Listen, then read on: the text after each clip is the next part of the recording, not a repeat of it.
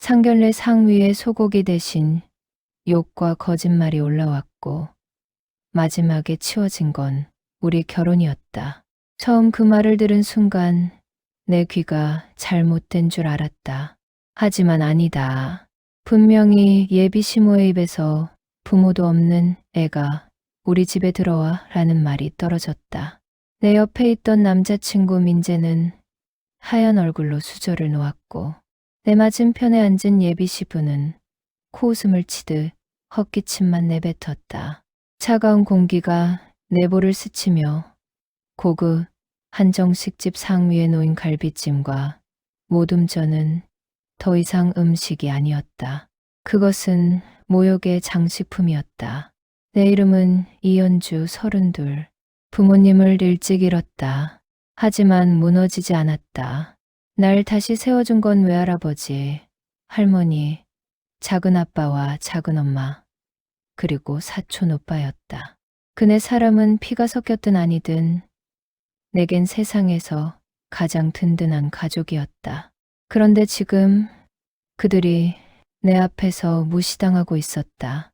고아, 근본 없다, 빨대 꽂을 집안, 이런 말들이 음식보다 먼저 씹혀나왔다. 나는 눈물이 차오르면서도 고개를 숙이지 않았다. 그 순간 할아버지가 천천히 지팡이를 들어 상모서리를 탁 내리쳤다. 묵직한 소리에 식당이 쥐죽은 듯 조용해졌다.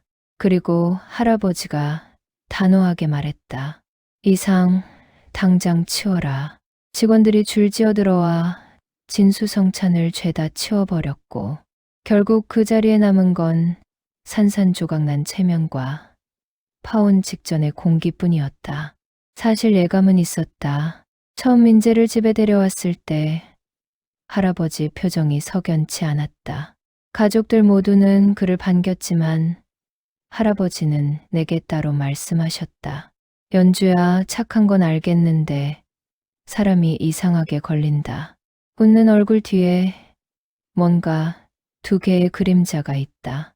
그땐 대수롭지 않게 넘겼다. 하지만 그 말이 사실이었음을 상견례 당일 깨달았다. 민재는 분명 착한 면이 있었다. 회계사라는 직업에 걸맞게 똑 부러지기도 했지만 일상에서는 허술했다. 길거리 호객꾼에게도 거절 못하고 불쑥 사과하며 물건을 사는 그런 성격. 나는 그런 허당스러움에 마음이 갔었다. 그러나 그는 자기 부모 앞에만 서면 달라졌다. 늘 부모의 시선을 먼저 의식했고 그 결과 나를 지키는 대신 나를 희생시키는 쪽을 택했다. 그게 처음 드러난 건 내 직장 문제였다. 나는 합정에 있는 작은 브랜드 컨설팅 회사에서 일했다. 직원 수 30명 남짓 대기업과는 거리가 멀었다. 그런데 민재는 자기 부모에게 내가 강남역 서초 사옥에 있는 대기업 마케팅팀에 다닌다고 거짓말했다. 이유를 물었더니 이랬다. 엄마가 내가 중소기업 다닌다고 하면 반대하실 거야. 그래서 조금 과장했어. 그냥 결혼만 먼저 하고 나중에 밝혀도 괜찮잖아? 그 말에 나는 차갑게 답했다. 내 인생이 내 엄마 안심시키려고 있는 게 아니야. 그는 미안하다 했지만 그게 첫 균열이었다. 그리고 상견례 자리, 예비 시모는 대놓고 말했다. 우린 내가 대기업 다닌다고 해서 이해했지. 근본은 없어도 커리어가 받쳐주니 괜찮겠다 싶었다고. 나는 참을 수 없어 숟가락을 놓았다. 근본이 뭔데요? 족보, 아파트 평수. 부모가 안 계시면 근본이 사라지나요? 그러자 예비 시모는 내 어깨를 위아래 훑더니 냉소를 흘렸다. 기본이 안 돼 있네. 참 무례하다. 작은 엄마가 그때 조용히 웃었다. 기본이요? 기본은 사람을 사람답게 대하는 첫마디예요. 어머님은 그걸 망치셨어요. 순간 예비 시부가 끼어들었다. 그만하시지요. 하지만 불씨는 이미 번졌다. 그 노인분은 왜 오셨대? 상견례 할아버지까지 우르르. 사위가 회계사라니까 뭐라도 빨아먹을 게 있나 하고 따라온 거냐고. 예비시모가 비아냥거리자 할아버지 지팡이가 다시 상미를 탁 쳤다. 그리고 말없이 직원들을 불렀다. 이 상 치워라. 직원들이 줄지어 들어와 음식을 치웠고 작은 엄마가 선언했다. 사장님 말씀입니다. 예비시모의 얼굴이 일그러졌다. 사장님, 작은 엄마가 또렷하게 답했다. 네, 제가 여기 사장입니다. 이 건물 주인은 제 아버님이고요. 그러니 빨대 꽂을 사람은 우리가 아니라 오히려 당신들이겠죠. 순간 예비시 부모의 얼굴이 백지처럼 변했다. 민재는 얼굴을 들지 못했고 나는 손을 떨며 물컵을 꼭 쥐었다. 결국 할아버지가 자리를 박차고 일어나셨다. 내 손녀, 저런 집안에는 절대 못 보낸다.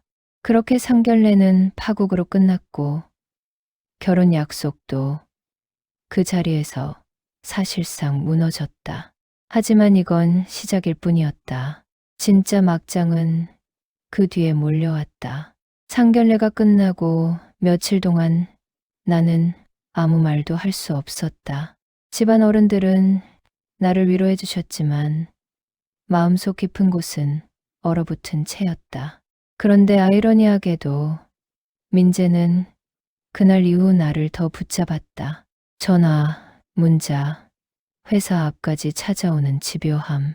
연주야, 우리 엄마가 잘못했어. 근데 그건 우리 부모님 문제지. 우리 둘은 괜찮잖아. 그냥 같이 도망치면 돼. 나는 그 말에 소름이 돋았다. 책임을 피하고 도망만 말하는 사람. 그게 민재였다. 그날 밤 사촌 오빠 민우가 술에 취해 들어오더니 말했다. 연주야, 내 남자친구 빚 있는 거 알았어? 나는 얼어붙었다. 뭐라고? 민우는 휴대폰을 내밀었다. 화면에는 민재가 사채업자와 주고받은 메시지가 있었다. 이번 달 이자라도 먼저 줘라. 내 약혼녀 집 부자라며 곧 상견례라며 걱정 마. 그 집안 돈 줄 빨대 꽂으면 갚을 수 있잖아. 나는 숨이 막혀 휴대폰을 손에서 떨어뜨릴 뻔했다. 다음 날 회사에 출근하니 분위기가 이상했다. 동료들이 힐끔거렸고 팀장은 나를 불러 세웠다. 연주 씨, 무슨 사연 있는 거예요? 시댁들 사람들이 여기까지 전화했어요. 과거에 술집에서 일했다는 게 사실이냐고 묻던데. 내 머릿속이 하얘졌다. 그건 분명 예비시모의 짓이었다. 사실이 아닌 루머를 회사까지 흘려보내 날 무너뜨리려 한 거였다. 그때 깨달았다. 이건 단순히 나를 싫어하는 시어머니가 아니라 집요하고 악의적인 공격이었다. 퇴근길 민재가 나타났다. 술에 취한 얼굴이었다. 연주야, 나 좀 살려줘.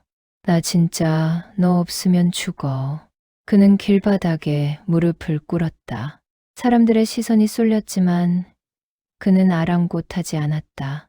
내가 빚낸 거 맞아. 근데 너네 집 재산 있잖아. 건물도 있고 식당도 있잖아. 잠깐만 도와주면 돼. 나중에 다 갚을게. 너도 날 사랑하잖아.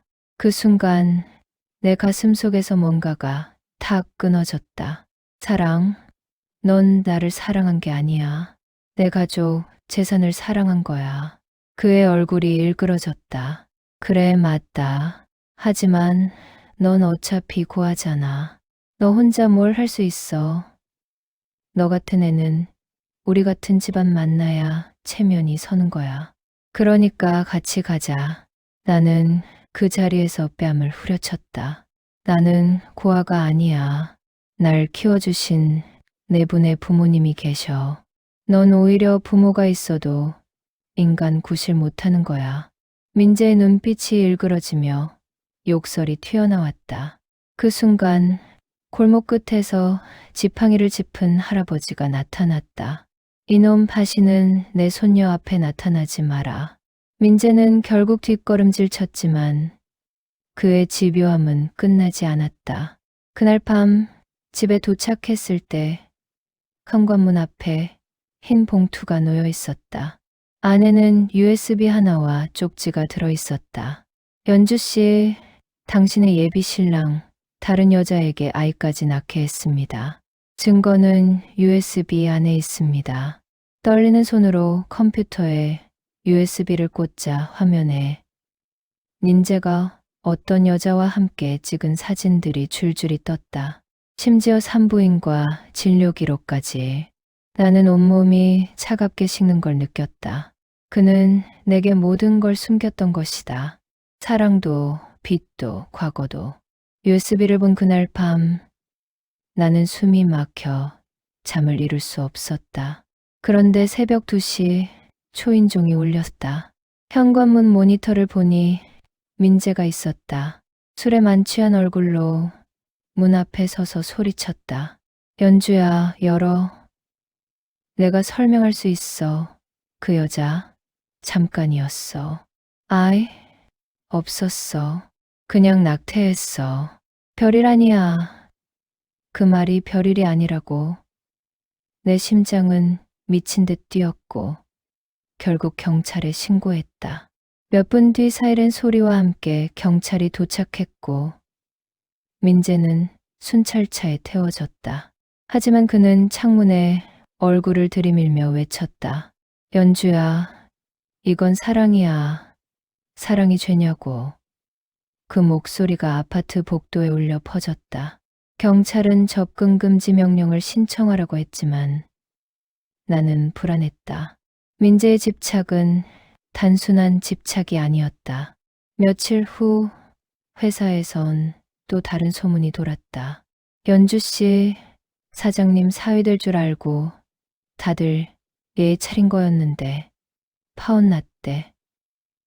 누군가 내 뒤에서 비웃었다. 알고 보니 예비 시모가 이번엔 직접 우리 회사 임원에게 연락을 돌린 것이었다. 그녀는 이렇게 말했다고 했다. 우리 아들이 연주 씨랑 결혼 깨졌다. 우리 아들이 불쌍하지 않으냐. 저런 애한테 걸려서 망신만 당했다. 내 손이 부들부들 떨렸다. 결국 사촌 오빠 민호가 나섰다. 그는 회계팀 인맥을 통해 민재의 계좌 내역을 추적했고 충격적인 사실을 밝혀냈다. 민재는 이미 우리 할아버지 건물에 눈독을 들이고 있었다. 심지어 예비 시모는 우리 건물에 고급 레스토랑을 차리자며 투자 제안서를 작성해 두기까지 했다. 그 제안서에는 예비 며느리 연주를 통해 건물 사용권 확보 예정이라는 문구까지 적혀 있었다. 이건 단순한 결혼 문제가 아니라 대놓고 우리 가족 재산을 노린 계략이었다. 할아버지가 그 문서를 보자 손이 떨리셨다. 이런 인간들 내 손녀를 팔아먹고 우리 집안을 빨대 꽂으려 했구나. 나는 눈물이 났다. 내가 사랑이라 믿었던 게 사실은 치밀한 거래였음을 인정해야 했다. 작은 아빠가 이를 악물며 말했다. 그 집안 절대 그냥 두지 않겠습니다. 며칠 후 민재가 또 찾아왔다. 이번엔 꽃다발을 들고 무릎을 꿇었다. 연주야, 내가 잘못했어. 하지만 우리 엄마가 욕심부린 건 사실이야. 난 아니야. 난 진심이야. 그의 눈엔 눈물이 맺혀 있었지만 난 더 이상 속지 않았다. 민재 씨, 당신은 진심보다도 비겁함이 먼저야. 거짓말을 할 때도 날 지킬 때도. 그러자 그는 꽃다발을 던지고 울부짖었다. 그럼 너희 가족 다 망하게 할 거야. 네 할아버지 건물 그거 곧 세무조사 들어올 거거든. 우리 아버지가 세무 쪽 인맥 다 있어. 협박이었다. 그 순간 사촌 오빠 민우가 뛰쳐나왔다. 그는 민재의 멱살을 잡으며 소리쳤다. 너 같은 인간이 무슨 사랑을 말해. 다시 우리 가족 근처에 나타나면 내 인생 끝장이야. 민재는 비틀거리며 도망쳤다. 하지만 나는 알았다. 이대로 끝나지 않을 거라는 걸. 며칠 후 내 우편함에 또 하나의 흰 봉투가 들어 있었다. 발신인은 없었다. 안에는 USB 하나와 메모가 들어 있었다. 사고의 진실은 CCTV에 있다. 떨리는 손으로 노트북을 켜고 USB를 열었다. 화면에는 호텔 로비 CCTV 영상이 재생되고 있었다. 민재가 낯선 여자와 손을 잡고 들어오는 장면. 그리고 프런트에 내 이름이 적힌 신분증을 내미는 장면이 고스란히 담겨 있었다. 나는 숨이 막혔다. 내 이름으로? 언제? 화면 속 직원은 분명 내 신분증을 확인했지만 그 신분증은 내가 아닌 누군가 훔쳐간 것이었다. 예비 시모였다. 영상은 이어졌다. 로비 구석에서 예비 시모가 두 사람을 바라보고 있었다. 그녀의 얼굴은 희미했지만 분명했다. 내 이름을 빌려 호텔을 예약하게 만들고 나를 더러운 여자로 낙인 찍으려 한 치밀한 계략. 모든 퍼즐이 맞춰졌다. 그날 밤 가족들이 모였다. 할아버지는 영상을 보자마자 지팡이를 꽉 쥐셨다. 이제 확실해졌다. 저 집안은 사람도 아니야. 작은 아빠는 이를 악물고 말했다.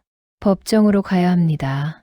명예훼손 사기, 신분증 도용, 죄목이 한두 개가 아니에요.